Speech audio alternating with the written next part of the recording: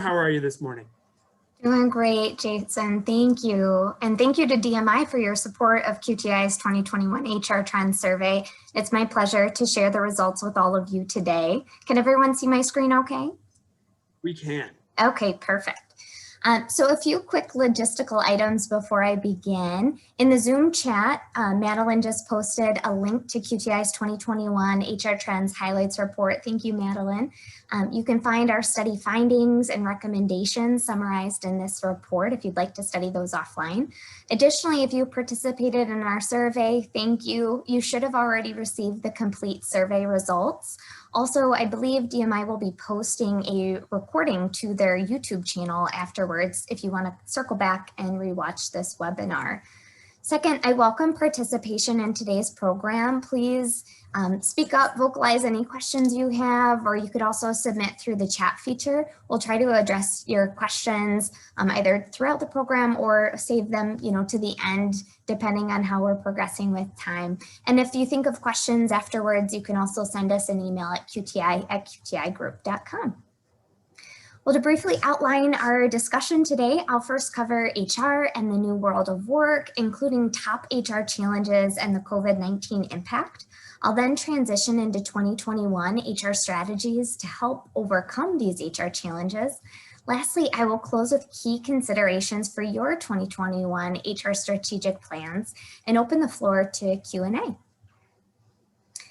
If there's one thing that has been proven true by the events of 2020, it is that change is the only constant, right? Employers had to quickly navigate and adapt through an abundance of unexpected hurdles. And we continue to hear from the updates that shared this morning that more continue to be on the horizon.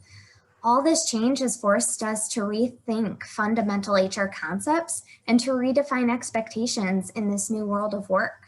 So how do we succeed in this new world of work? Well, we need to be informed on top market trends and be prepared to adapt accordingly. This is why QTI annually conducts its HR Trend Survey. We want to provide employers with the data and actionable solutions to help them succeed. This year's survey had our highest participation to date with 273 primarily Wisconsin-based respondents across a variety of industries and organization sizes. The majority of respondents are privately held organizations, and given that the survey was conducted in late July through mid-August, this is recent market data that I'll be sharing with you today. So what are the top HR challenges as we head into 2021? Each year we ask employers just that, and it's clear from this year's results, as summarized in this chart, that there is no shortage of challenge. In particular, when we focus in on the top 3 HR challenges, we see that employers are chiefly concerned with keeping employees engaged, safe, and interested. For the first time in this survey's history, enhancing employee engagement was ranked within the top 4 HR challenges. Not only that, it was ranked as the #1 HR challenge heading into 2021. So what does an engaged employee look like? Well, engaged employees generally believe in the mission and values of the organization, and they work hard to deliver quality work. However, highly engaged employees take it to another level. They have excellent attitudes, are emotionally committed, and regularly go above and beyond for the organization. In this time of economic uncertainty and remote hybrid workforce models, employers likely need more employees who go the extra mile to help the organization succeed. While 82% of employers identified their workforce as engaged, only 14% are highly engaged. Now, an important observation found in both this year's and last year's studies is that organizations with higher employee engagement levels experience fewer HR challenges. Further, research shows that these organizations have lower voluntary turnover and greater financial performance as well. These are compelling reasons to strive toward enhancing employee engagement. The #2 HR challenge is health and safety measures, and this may come as no surprise amid a global pandemic. In a matter of weeks, organizations had to rapidly roll out personal protective equipment and social distancing policies. Additional safety measures of temperature checks, questionnaires, COVID-19 testing and tracing all had to be considered. For some, this meant redefining the way in which work was performed. Employers have been challenged to figure out what works best for their organization. There's no one-size-fits-all solution. What has been clear, however, is that those employers who have demonstrated care for their employees' health and safety are strengthening their employer brand, while some who have been more rigid have faced negative attention from the public and media. Attracting the right talent, which was ranked as the #1 HR challenge every year since the 2013 survey, has now slipped to #3. The decline may in part be COVID-19 related, as 45% of employers have frozen or decreased hiring. The talent pool may have grown for those employers who are still hiring as they embrace a remote workforce model and as heightened unemployment yields available talent. In fact, 24% of employers have seen an increase in the number of job candidates.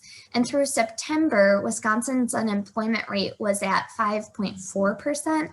Although this is nearing pre-pandemic levels, we were at 3.1% in March, and we know that unemployment in Madison was even lower than that. Further proof of this reduction of these unemployment levels is that just 2 weeks ago, the DOL reported that the 13-week average insured unemployment rate for Wisconsin was only 4.87%, which means that claims for extended unemployment benefits may no longer be filed going forward. Further analysis of the top HR trends reveals that perspectives may also be changing as we head into 2021. In prior years, the top HR challenge was perceived to be a moderate to significant challenge by 90% or more of employers.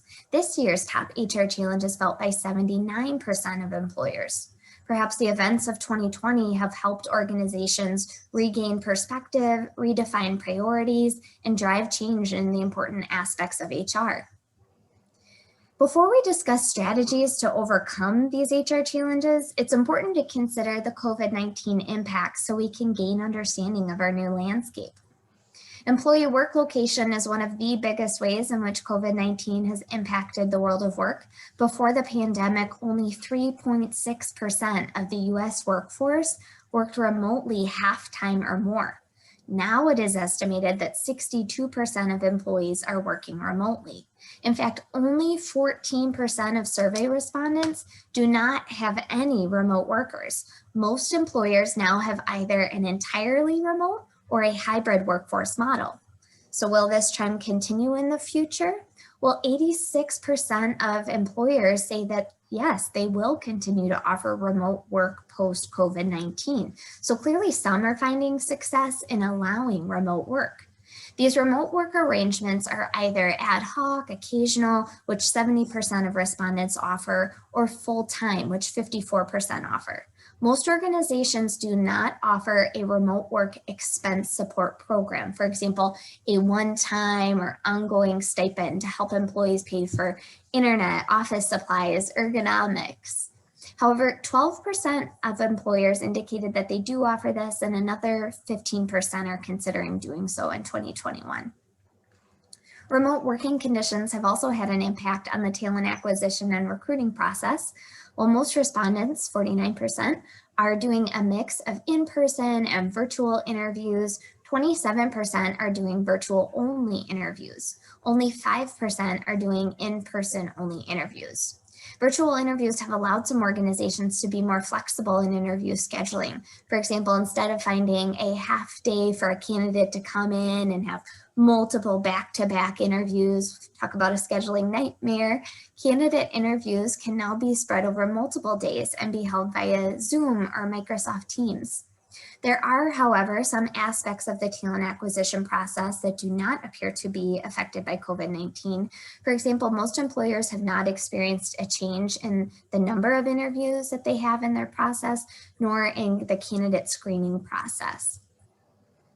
While return to work plans vary widely, 75% of responding organizations have at least some employees working on site or have given employees the option to work on site. Additional findings show that 13% have not determined a date to return to work. 8% will allow employees on site after January 1, 2021, and 7% will allow employees on site once a COVID-19 vaccine or cure is available. One thing that can be especially difficult with remote or hybrid workforce models is communication. Yet we know that effective communication is critical, particularly as it is an important driver of employee engagement. Some employers started out the pandemic strong in communications, even sending daily updates, but fatigue quickly set in and some significantly pulled back on the frequency of communication. When addressing communication, we recommend committing to a jog pace as opposed to a sprint. This will be more sustainable in the long run. So think of weekly team meetings, which 56% of employers do, and at least monthly all company communication, which 53% of employers do. Of organizations with remote workers, nearly all utilize multiple channels to share important updates. The most common channel is business communication platforms such as Slack, Teams, Chatter, which 61% of respondents use. Now, communication is a two-way street.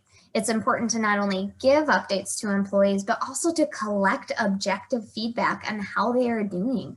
Some employers have increased their employee survey frequency during this time, doing monthly or bi-monthly pulse surveys. At a minimum, we recommend employers do at least an annual employee engagement survey to understand employees' evolving engagement levels and take the actions necessary to improve. Another driver of employee engagement is social connection.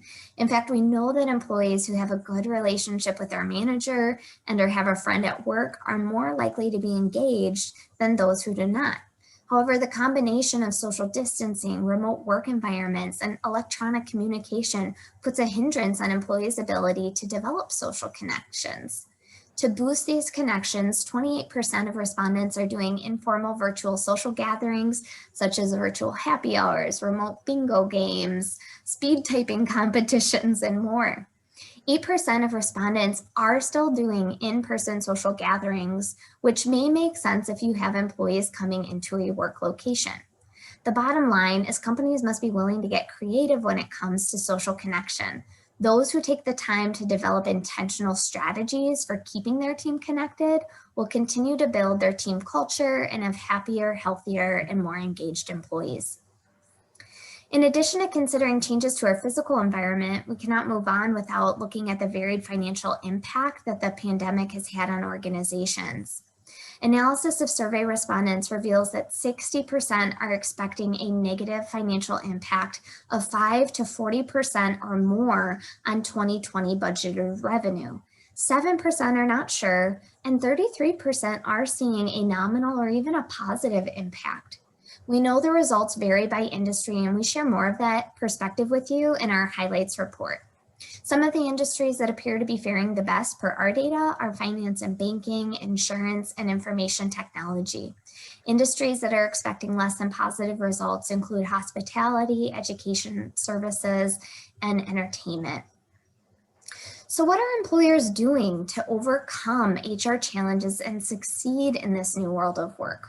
Well, they are focusing on key drivers of employee engagement, such as compensation and benefits, diversity, equity, and inclusion, careers, and well-being. Let's investigate each of these 2021 HR strategies and trends further, starting with compensation and benefits, where employers are reevaluating rewards in a revolutionary time. The impact of COVID-19 is varied, so some employers may be reevaluating rewards to contain costs, while others may be looking to invest more.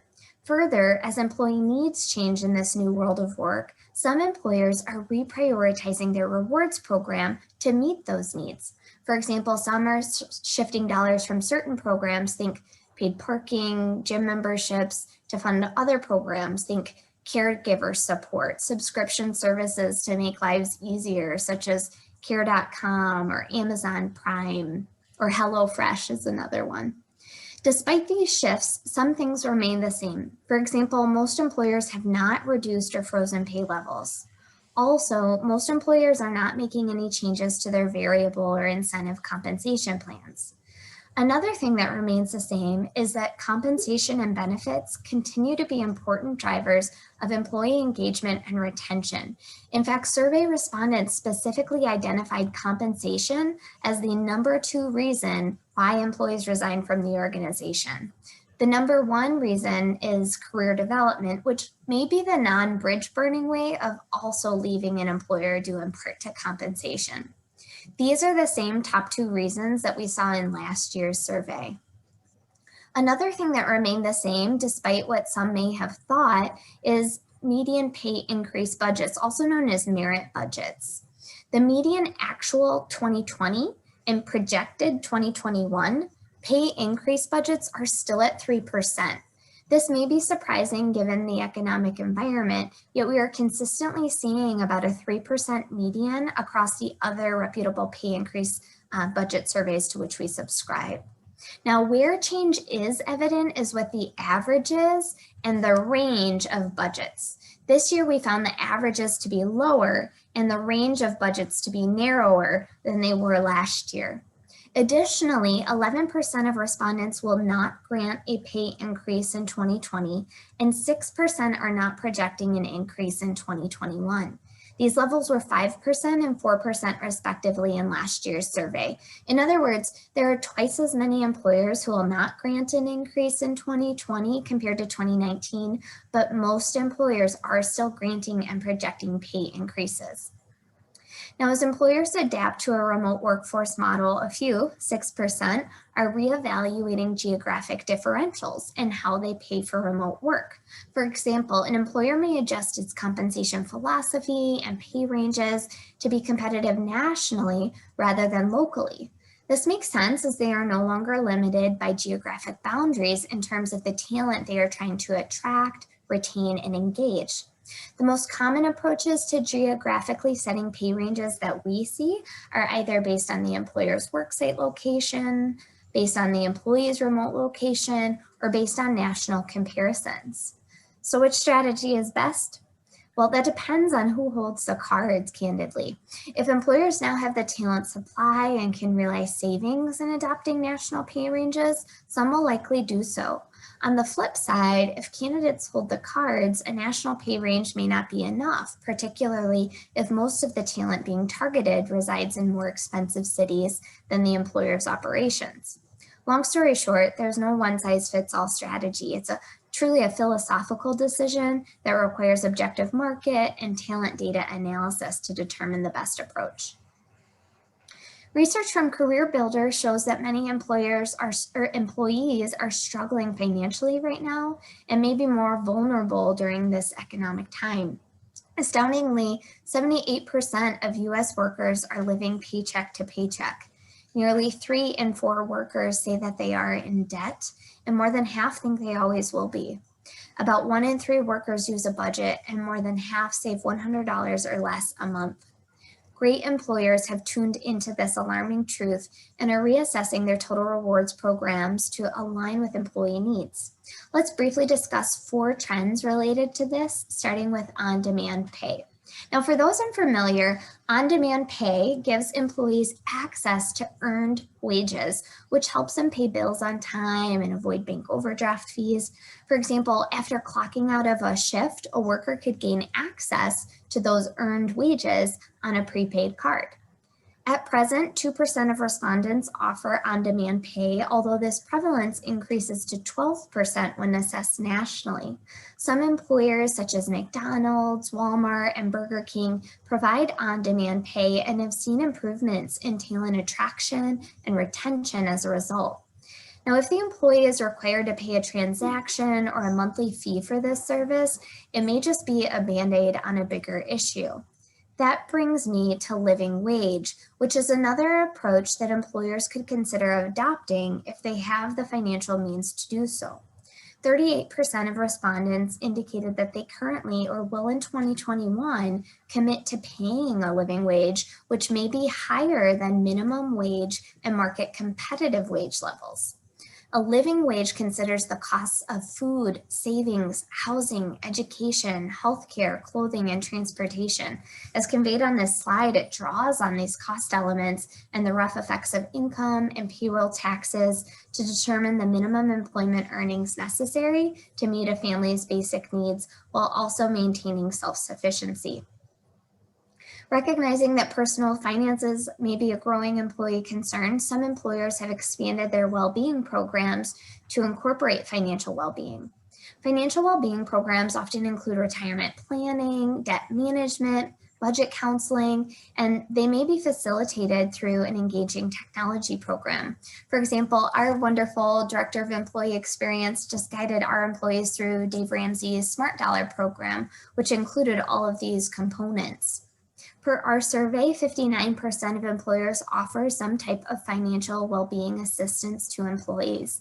Common offerings include financial education, tuition reimbursement or scholarships, and employee discounts.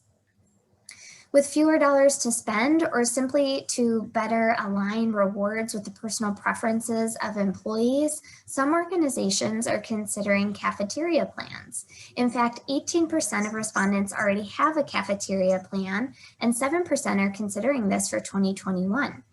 A cafeteria plan gives employees choice in how to spend a benefit contribution, be it toward a 401k plan, flexible spending, personal professional development, student loan forgiveness, etc. You pick the options. This is a great offering to help maximize the return on investment in your total rewards programs. Next, let's discuss diversity, equity, and inclusion, or DEI, and the importance of investing in your community. The global pandemic shed some light on powerful data that emphasizes the need to not only focus on, but also prioritize a commitment to DEI, particularly when it comes to race. Data from the Centers for Disease Control and Prevention show that Black and Latinx people have been disproportionately affected by COVID-19. They are 3 times as likely to become infected and 2 times as likely to die from the virus as white people. Per the CDC, some of the many inequities and social determinants of health that put racial and ethnic minority groups at increased risk of getting sick and dying from COVID-19 include discrimination, healthcare access and utilization, housing, occupation, and educational income and wealth gaps. These alarming CDC statistics illustrate systemic racism, which is how different institutions, policies, and processes operate together to create a disproportionately adverse outcome for Black, Indigenous, and people of color, or our BIPOC community. The prevalence of systemic racism in our society means that it's extremely important for employers to actively work against racism in order to create equitable opportunities for the people in their community. In other words, we need employers to commit to anti-racism, which is a form of action against racism and the systemic racism and oppression of marginalized groups. Now, the events of 2019 appear to be driving some positive change in commitments and actions for the year-over-year improvements in some important areas. For example, 64% of employers have identified DEI as a strategic priority, an increase of 17%. 60% are offering DEI training and development, which is an increase of 38%, and 31% now have a dedicated employee or a committee, an increase of 24%. While this is forward progress, significantly more progress is needed. To make that progress, DEI requires top-down and bottom-up commitment, and a commitment in both words and actions. Some employers surveyed identified DEI as a strategic priority, but have not taken actions to advance. Similarly, some are taking actions, but didn't identify DEI as a strategic priority. Both commitments are critical. So what actions are employers taking to advance in DEI?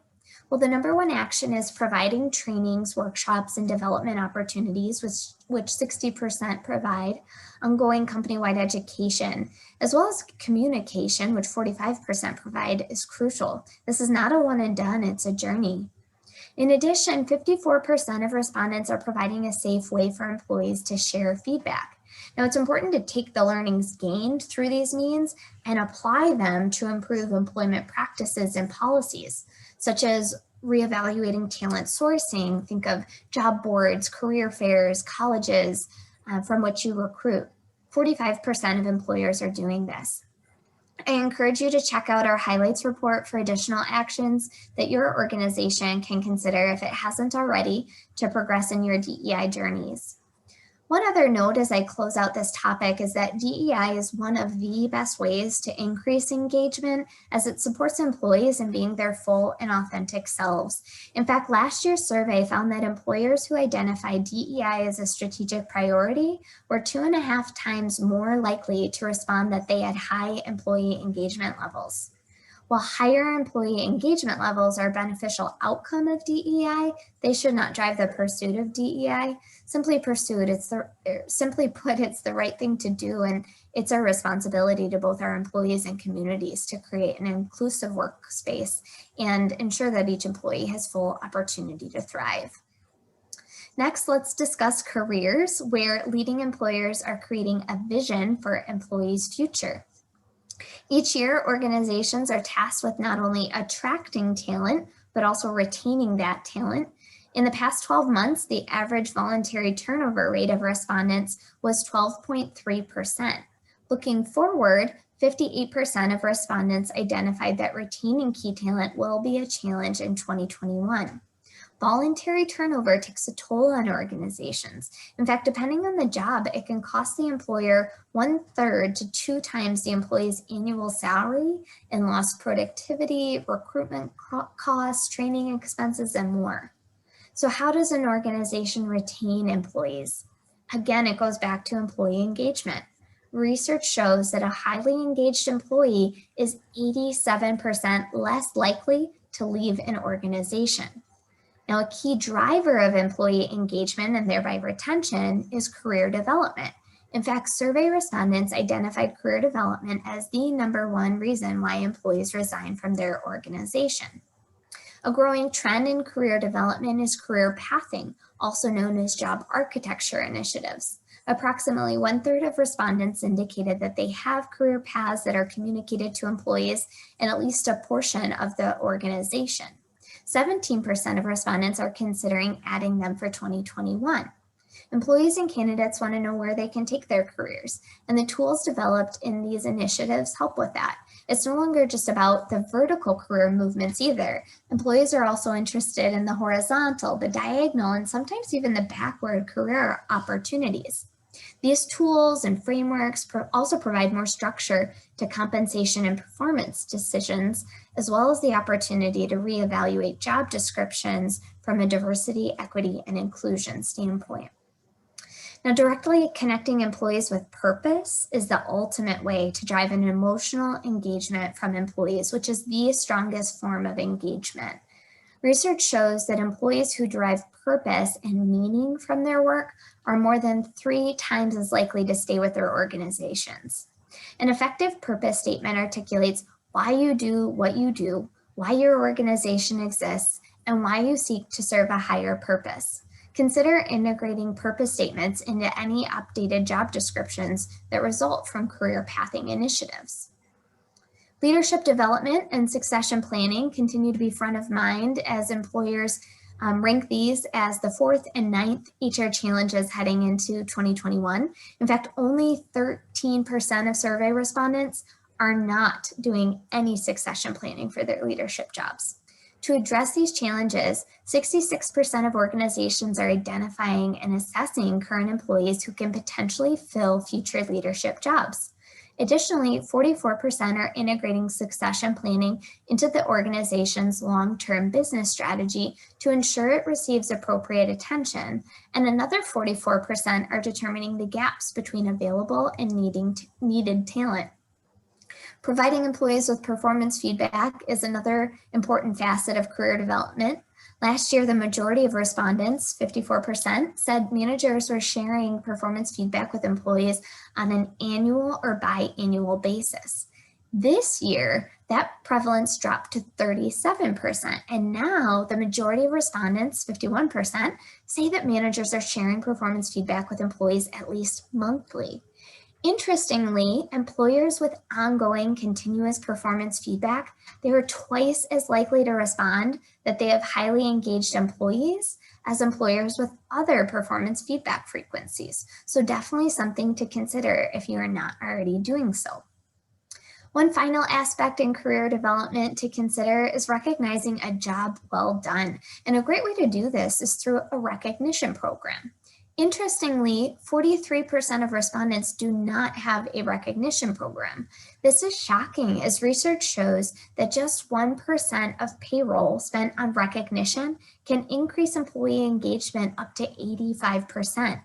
The majority of respondents with recognition programs, so 63% of those, have both monetary and non-monetary components. But don't let this stop you if budgets are tight, because some of the best recognition is free.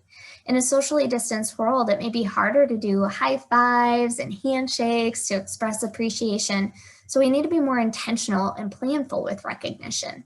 Many respondents, 62%, are conveying recognition virtually through an intranet site or an internal communications platform. So for example, at QTI, we've got a Teams channel just focused on recognition. Approximately 12% of respondents have been able to invest in a dedicated recognition system, such as Kazoo, Bonusly. There's other programs like that out there. Whatever your means, we encourage you to lean into recognition programs. So what are some recognition program best practices? Well, we've summarized these for you on this slide, and it's included in the highlights report, so don't feel like you need to take copious notes here. To briefly discuss a few of them, first we recommend that recognition be spontaneous, timely, specific. So what did you specifically appreciate about what the individual did? Research also shows that these programs are more effective when connected to company values. So perhaps you give shout outs, spot bonuses, or annual awards for employees who demonstrate these company values. One other best practice that I want to mention is to democratize recognition. So rather than just having recognition be top down from senior leaders or managers, we encourage employers to empower employees and teams to reward each other. So perhaps there's a point program where each point is worth a penny and employees are given an allotment each year that they can award to other employees.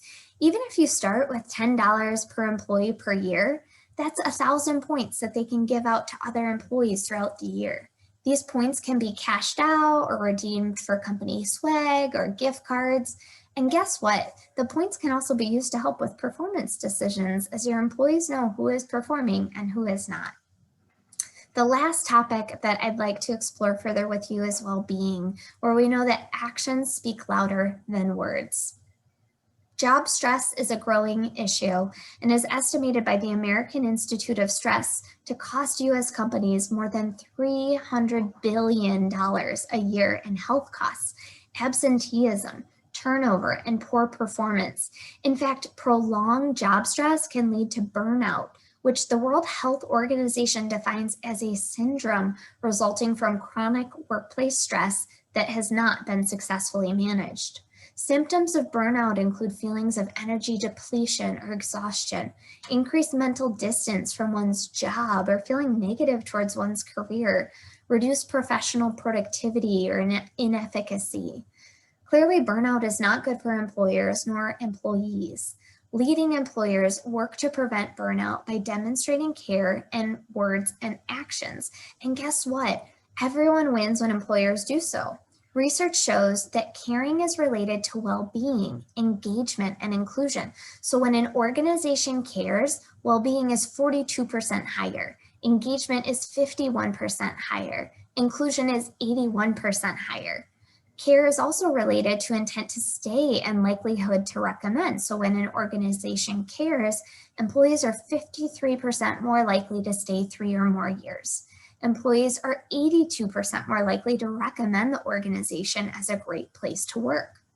Care is related to lower stress and burnout as well. So when an organization does not care only 14% of employees feel that their stress is manageable. 84% of employees feel burned out. So how do employers demonstrate care?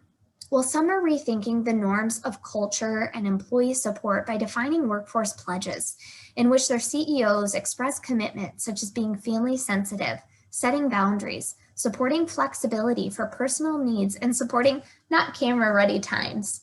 This top-down transparent support goes a long way with employees. Education and tools are another important way for employers to demonstrate care and promote employee well-being. Some ways that respondents help employees with this include employee assistance programs, mental health education, and tools such as a stress management program, on-site relaxation rooms, meeting management guidelines. Maybe you require scheduled rest breaks, things along those lines, as well as span of control limits, which essentially put a maximum around the number of employees that can report into a manager.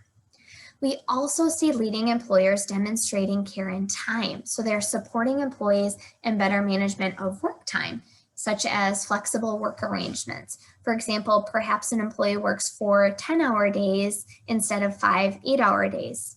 Our company offers flexible work arrangements, and I'll say that as a mom of 2 little ones, this has been a huge help to me and my family. Now, to prevent Zoom fatigue and increase productivity, some employers have also adopted no meeting days, commonly on Fridays, such that employees have time to focus on getting work done before they head into the weekend. Another approach which promotes a more supportive and inclusive culture is an all-company midday break to allow employees, particularly those who are caregivers and maybe more vulnerable to burnout at this time, to take care of loved ones' needs over lunch without missing out on important meetings. Leading employers are also supporting employees by prioritizing non-work time. 34% of respondents are adjusting their paid time off or vacation policy in some way, such as increasing carryover or accrual maximums, which 13% are doing, or allowing PTO usage for exempt employees in smaller increments, say 2 hours instead of the traditional 4 or 8 hours. Another way to support employees in taking time off is paid holiday shutdown week or weeks, commonly the week between Christmas and New Year's or maybe over 4th of July week. So this allows employees to return to work recharged and with fewer emails from colleagues. One additional way that employers can demonstrate both care and a commitment to DEI is to offer paid parental leave, which 24% of respondents indicated that they provide. These are the emerging standards of what it takes to attract, retain, and engage talent. It's fair to say that the world of work has dramatically changed in our most recent trip around the sun. Whether your company is challenged with revolutionary changes to remote working conditions, communication techniques, or financial performance, one finding remains the same. Employers with highly engaged employees are more likely to succeed. Results from this survey illuminated some great ways to achieve success with enhancing employees' engagement levels. And as you prepare your 2021 HR strategic plan, we've also provided with you some questions to consider in that process. These questions will be made available to you in that highlights report that we shared earlier in the Zoom chat. Now, I'll leave you with this final thought in closing. The challenges brought on by most recent times have given you the opportunity, whether wanted or not, to reflect on what matters most, explore possibilities, and improve on what was. So I ask, what will you do with that opportunity? What strategies will you adopt to succeed in this new world of work? At this time, I'd like to open the floor to questions. As a reminder, if you have any questions, you can either submit those through the chat or just unmute yourselves and verbalize those questions. Perfect. Summer, thank you so much. That was a lot of information, a lot of important information in this difficult time. And I learned some amazing things about recognition programs and how important DE&I work is. And what a cafeteria plan is. That was what that is a very, very interesting idea. So we're going to open it up to questions. We got one already started here, so you can either send it through the chat, just as Summer said, or you can just raise your hand. We've got just enough people. We can't see everyone though. So you could use the raise a hand function in Manage Participants. That would be great. First question from someone with a great name, Jason. I'm curious about how this will change employee migration around the country. Now that we're seeing more remote work, are people going to be working from different locations, even if their parent company or their office location is in Madison, but they're not living in Seattle, or vice versa? Yeah, that's a great question. And in fact, I was just talking with our benefits broker, Hausman Johnson, last week about this, because both of us are fielding questions from organizations around this as we are seeing these nomadic employees where you can now work from anywhere. We've definitely seen trends where, particularly if there's more densely populated communities, such as bigger cities, some are relocating to more rural populations. So, in terms of how this impacts employers, I talked about those geographic differential. And so some of them are changing their approach, their philosophies to make sure that they're competitive nationally as a result. I haven't seen any employers that are doing, pay increases. Maybe if the employee chooses to relocate to a more expensive location, say they relocate to San Francisco, for example.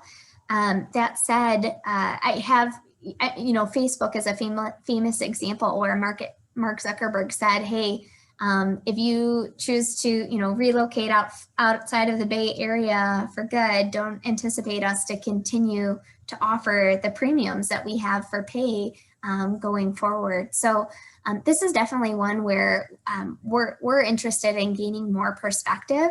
So we're thinking about doing another pulse survey in the next couple months and drilling deeper into this. So perhaps DMI, if it's okay, I can include share an invitation to your members to participate in that survey, and we can try to dive deeper into understanding, these nomadic employees. Absolutely, we can certainly send that out. We'll send that on our bigger email into this group as well. A couple of more questions are coming in. Great presentation. What are the caring and well-being stats? I'm sorry, where are the caring and well-being stats coming from? Excuse me, where are the caring and well-being? Yeah, so those are coming from a variety of sources, and I'm assuming it's so when an employer demonstrates care, all those stats that I talked about on that slide, those are coming from a variety of sources. Let me just double check if I had, so some of those come from Limeade, which is an organization focused more specifically on burnout. And I believe some of their research also comes from Career Builder, as well as some other studies. I know Harvard Business Review has done studies related to burnout. So, I can try to dig deeper and gain more perspective of that. Those were not statistics from the QTI survey, but they were national studies. Mm-hmm. Thank you. Another question we have here is, has QTI looked at what is the minimum threshold for a living wage in Madison and Dane County for 2021? Yeah, so what we've done a lot of analysis in this regard, and I know I've done presentations focused specifically on the data in the Madison area for others. And what's interesting is the cost of living in Madison is notably above the national average. But when we look, so cost of living, that's the cost to buy a basket of goods, right? But when we look at the cost of labor, so, the going rate for paying an employee here compared to the national average, it's much lower. And so there's definitely a gap there, which leads to this living wage challenge that employers are faced with. And I've just been talking with a local employer. I featured them in a presentation that I did last week for the Family Business Center. Organization's name is Ceres, and they chose to make a commitment to providing a living wage. And they talked about how they rely on MIT So this is free data. If you just go to MIT's website, every year they're producing results in around February that talk about what the living wage is in a community based on the number, or whether or not that individual has one child, multiple children, if they have a partner contributing to the household income. So they look at it from multiple perspectives. And how Sarah's chose to roll out their living wage is by looking at the national average in terms of number of children per family, and make sure that they were supporting that minimum. And I believe it was around $17 and some change an hour that they were committing to as a minimum. And another famous example of an employer that's made this commitment is Patagonia. And it's been a multi-year implementation process, because for some, it's not something that you can make that conversion overnight. Quick follow-up on that. I mean, it seems like it's cause for concern that you have the gap in Dane County between the cost of living and then the actual wages. I mean, that could potentially be exacerbated by economic crisis right now. Yes, absolutely. Yep. And we know too, that from the employee perspective, it's hard. From the employer perspective, it may also be hard, as some of them have done a lot of increases over the years. And so, and especially if the employer is struggling financially, it can be a challenge. But, another way that employers have demonstrated care for employee well-being, especially one of the stats I talked about is, if you have an unexpected expense arise, say it's over $400, can you cover that expense? So when we've done surveys for employers on this, it's alarming how many employees would struggle to manage that unexpected expense. And so some employers will provide employees access to, they're almost like, you could think of it as like a microloan, interest-free microloan. So for example, what Sarah spoke about in the family business program last week is employees having access quarterly to up to $500 microloan, interest-free, and then it's then deducted from their paychecks in $50 increments over the following pay periods to pay that off. So that's another way that you can provide that support to employees if something unexpected arises, if maybe you can't afford to do the adjustment to living wage increases. Perfect. Just a very good comment by Ann, our chair. It also is cause concern if one parent is out of the workforce for caregiving, right? With so many kids remotely, the living wage would need to be doubled for the other parent. So certainly a factor that we've been looking at in this committee over the last few. Got time for two more questions. If you got one, let me know, but I have one more. Are there ways that employers are helping compensate employees for working from home, right? Supplies, internet, electronic usage is up, or electricity usage is up. All of these things that are up that wouldn't be, particularly that some of them are meterable amounts, right? Your amount of electricity, your heat, all that sort of thing. Are there employers that are compensating employees for working from home for those extra expenses that are now being incurred by the employees? So most employers are not providing remote work expense support or stipends. I can go back and look at my exact statistic on that one, but I think it was only about 12% that were providing that coverage. But it is something that, 12% are providing it right now. But 15% are considering doing so in 2021. And I think as employers, continue, as they adapt, to the pandemic, and as they continue to understand, how has remote work opportunities positively impacted our organization, if at all, then some of them may be more open-minded to providing that type of support. Say, for example, right now they provide paid parking or something like that for employees. They may choose to transition to it. I was just helping another local employer, and they do offer this to employees. It's more of that one-time setup coverage, and it's a discretionary amount based on what the employee's needs are. So maybe they have you know, a back condition or something. And so from an ergonomic standpoint, they need a little bit more support than perhaps some other employees. And I'm sure the longer this goes on, the more people will be thinking about what's happening. One last question from anybody in the group? All right. In an amazing feat, GMI will end a committee meeting a few minutes early. And any parting words for this morning?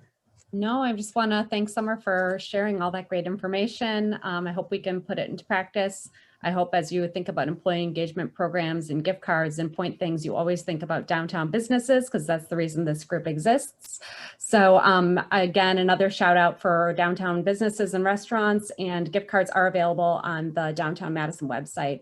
But that was a lot of great information. I think we're all feeling very disconnected, and those were really concrete ways to keep connected and keep our employees engaged in our workforce. So thank you, Summer, and thank you all for joining us today. Thank you so much. It was my pleasure. Thanks, everyone. Have a good day. Take care. Bye. Thank you.